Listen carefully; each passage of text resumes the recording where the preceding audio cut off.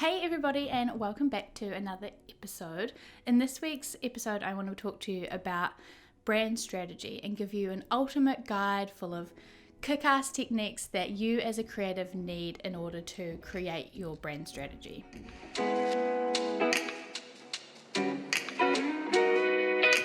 Now, in one of the most recent episodes, I gave you a really brief breakdown of what brand strategy is, and I described it as a plan for how you're going to implement the rest of your brand, a plan for who your brand is, what you do, how you explain what you do, everything that makes you unique. Today I want to go a little bit deeper into that and explain really what goes into a brand strategy, why it's important, and then show you the 3 main steps that you need to create in order to build your brand strategy. So, to me, building your brand without having a strategy is like going to bake, but without having any idea what you're going to bake. You have no idea what ingredients you need, you don't have a vision of what it's going to look like in the end, you don't know the recipe, so you don't know the steps that you need to take in order to bake whatever it is that you're baking, you don't know what it's supposed to look like, feel like, taste like, you have no idea. And so you go into baking this cake feeling really kind of lost and confused. Maybe you open your pantry and you're staring at that for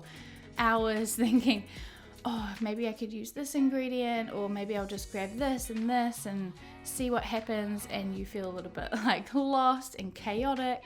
And if somebody came into your kitchen and saw you with all this kind of chaos and no plan of what you're doing, and you're all over the place and you're confused, then they're going to be a little bit like, oh, I'm not sure if I want to try whatever it is that you're baking, because you don't seem confident or like you have the experience to make something delicious, right?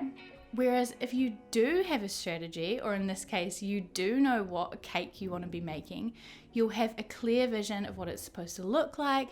You probably have a recipe to follow with step-by-step instructions. You have goals, you know at what point things need to happen, you know what time they're supposed to come out of the oven. You have these things to work towards, you know what it's supposed to look like and feel like and taste like, and you can see that in your mind, and then you can tell the people who come into your kitchen, hey, I'm making a vanilla sponge with raspberry and cream, and this is what it's going to look like, and you will get super excited and pumped about it because you know exactly what it's supposed to be. You have a clear vision of where you're going, and you can share that cohesively and consistently and clearly with whoever comes into your kitchen.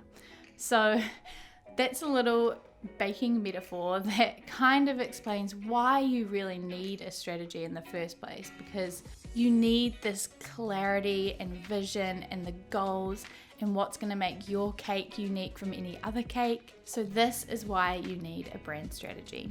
I also describe the brand strategy process a little bit like Marie Kondo for your business. If you've ever seen Tidying Up with Marie Kondo or heard about it, surely, then you'll know that it's all about kind of taking everything out of your cupboards, everything out of your house, dismantling it, throwing it all in the middle of the room, analyzing everything, picking up things and seeing if they spark joy or not. And if they do, you keep them, and if you don't, then you thank them and you let them go.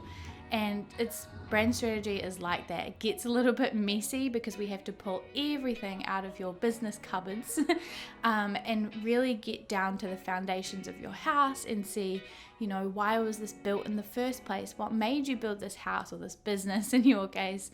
And then we gather all those things and we get you the most fired up and passionate about, and anything else we can say, okay, thank you, that's not for me anymore, or that's not for me, but these things are, so thank you, and we let them go. And then we bring all the things that have sparked joy back together, and those are the things that form a really clear, powerful brand strategy. So hopefully all those metaphors are helpful and give you a little bit of an insight into what brand strategy is. So let's talk about how do we do brand strategy. I have a framework for describing the whole branding process. I call it my Make Your Mark model.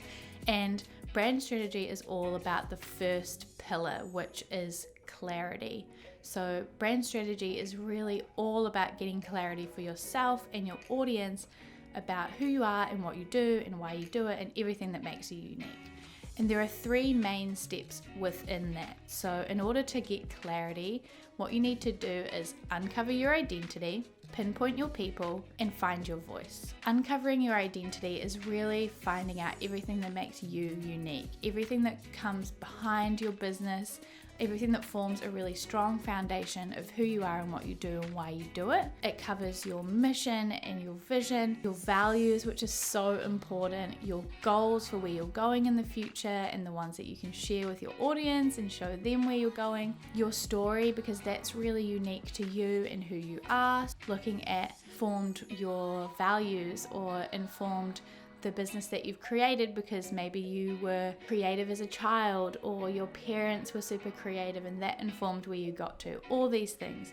Your story is really important. Then there's your unique selling proposition or your unique selling point. What is super unique about you? How do you stand out against everybody else? And your zones of genius. What is it that you are really excellent at? What is it that people come to you for? What is it that makes you super special? So these are some of the things that you can do when it comes to uncovering your identity and getting really clear on, who are you and what are you all about and how do you communicate that clearly with your audience. And then, as I said, step number 2 is pinpointing your people.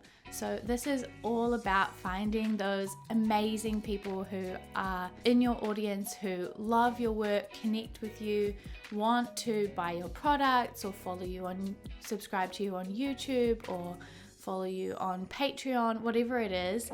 We want to find those people and really get to the people who you want to be talking to, who want to hear from you. And that is not necessarily always about kind of stereotypical things like age or gender or race. These things are really important to be aware of, especially if your audience does include people who are minorities in any way. Then it is important to acknowledge those things. But finding your audience is really not about building a stereotype of a person. It's more about getting to the root of, what are their dreams and desires? What really are they needing? What are their core struggles? What do they really struggle with? These things are what's really going to be powerful and help you to communicate with them and connect with them on a level that really grasp them, rather than saying, my brand is going to be pink because I want to attract more women. It's like, okay, well, not every woman likes pink. I hate pink. So I'm not going to be that woman. Rather than that, you can talk to, what are my struggles? What do I dream about every day? What do I really need? These things are what's going to connect with me rather than the color pink. And also within pinpointing your people, you can look at what other people around you are doing. I don't really like to call them competitors because I'm 100% believe in like community over competition. They're not competitors. What are they doing? What are they offering? What prices are they selling their things for? What marketing techniques are they using? What people are they connecting with? What messaging are they using? Looking at their brand and how they're doing that is really helpful and can help you to position yourself maybe in a gap in the market, or maybe you can see, these people are doing this thing up here and that's where I want to be. So looking at these other people in your industry or doing similar things can be really helpful in pinpointing your people as well. And then you can position yourself in terms of what offers you're going to have. So are you selling products? Do you have a Patreon? Are you offering services of any kind? These things are all going to help you position yourself and attract the right people and for the right price. So pricing is a part of this as well. So finding your voice. This is all about finding your unique personality, finding out how you speak and communicate with your audience, and how you're going to make them feel, what you're going to talk about, what platforms you're going to use. Within finding your voice, we need to find out your voice, your tone, your content, and your platform. Your voice is your personality. Everybody has a different voice, right? So I speak completely different to how somebody else is going to speak, and they speak completely different to the person next to them. We all have a different voice. Within our voice, we have different tones. I am not going to speak to one person who maybe is coming to me about customer service in the exact same way that I'm going to talk to a client who has just finished one-on-one coaching with me and we're celebrating. Those are completely different tones of voice, and it's important to think about what those tones of voice are. Maybe you have moments where you speak in a way more like educational and teaching way, and then other moments you speak in a really inspirational and celebratory and excited way. You might have your customer service tone, which is a little bit more serious and caring and personal. Then there's the content. So with your voice and your tone, what are you talking about? Are you teaching someone about painting, a business as an artist? What are you talking about? What are your content pillars? What are the things that are your main topics to discuss? These are the things that you want people to get to know you for. Things that people come to you because they know that they're going to learn about painting from you, or they're going to think, oh, that person, they're going to teach me how to build my business as an artist. That's who I need to talk to. And then lastly is your platform. Where are you speaking to these people? This will come from doing the research on who these people are, where they hang out, figuring out what platforms am I going to use. Am I going to do a podcast like this?